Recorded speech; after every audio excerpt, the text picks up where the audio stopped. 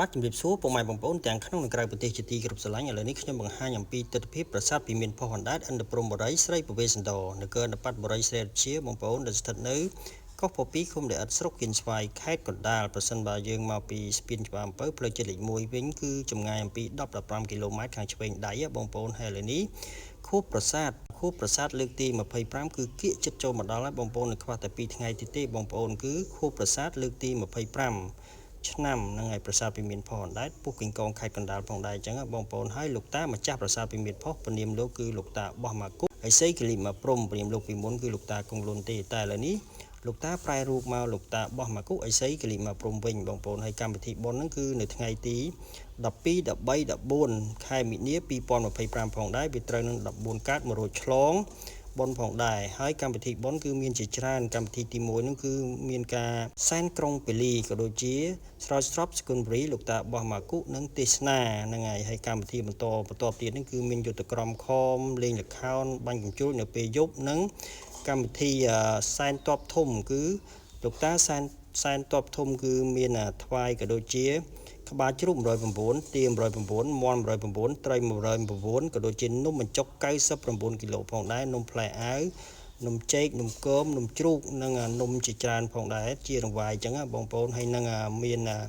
កម្មវិធីជាច្រើនផងដែរហើយនៅមានការរាប់បាតប្រសង់ចំនួន250អង្គផងដែរមានការចូលរួមពីពុទ្ធបរិស័ទជាច្រើនអញ្ចឹងសូមអញ្ជើញបានន័យថាញាតិញោមក៏ដូចជាពុទ្ធបរិស័ទទីជិតទីឆ្ងាយសូមអញ្ជើញចូលរួមឲ្យបានច្រើនកកធ្វើពិធីរាប់បាតក៏ដូចជាធ្វើពិធីសែនតបធំនៅប្រាសាទផលោកតាផងដែរហើយកម្មវិធីនេះអ្វីដែលលោកធ្វើសាងរួមជាមួយនឹងកូនចៅសិស្សគុណជាច្រើនគឺដើម្បីជាតិសាសនាព្រះមហាក្សត្រដូច្នេះលោកតារួមជាមួយកូនចៅសិស្សគុណជាច្រើនសូមអញ្ជើញក៏ដូចនិមន្តយាងតបស្នងសងគុណដួងវិញ្ញាណក្ខន្ធបុព្វវរជន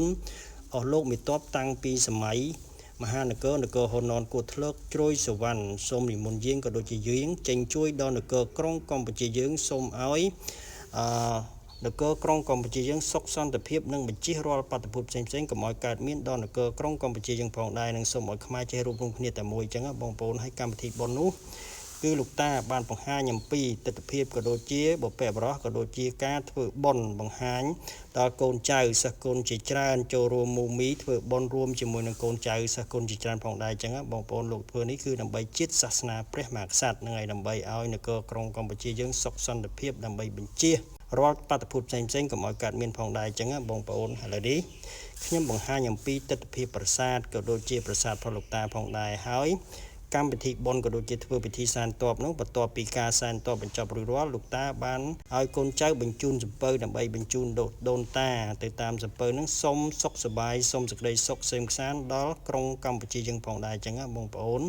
ហ្នឹងហើយអញ្ចឹងសូមបងប្អូនតាមដានបន្តដូចតទៅហើយរាល់កំហុសឆ្គងណាមួយដែលខ្ញុំបាននិយាយទៅមានការលឺលោដោយប្រការណាមួយនោះសូមមេត្តាខន្តីពីសំណាក់ឯកឧត្តមលោកជំទាវភ្ញៀវទីជិតទីឆ្ងាយទាំងក្នុងនិងក្រៅប្រទេសផងដែរនិងលោកយាយលោកតាផងដែរអញ្ចឹងបងប្អូនអញ្ចឹង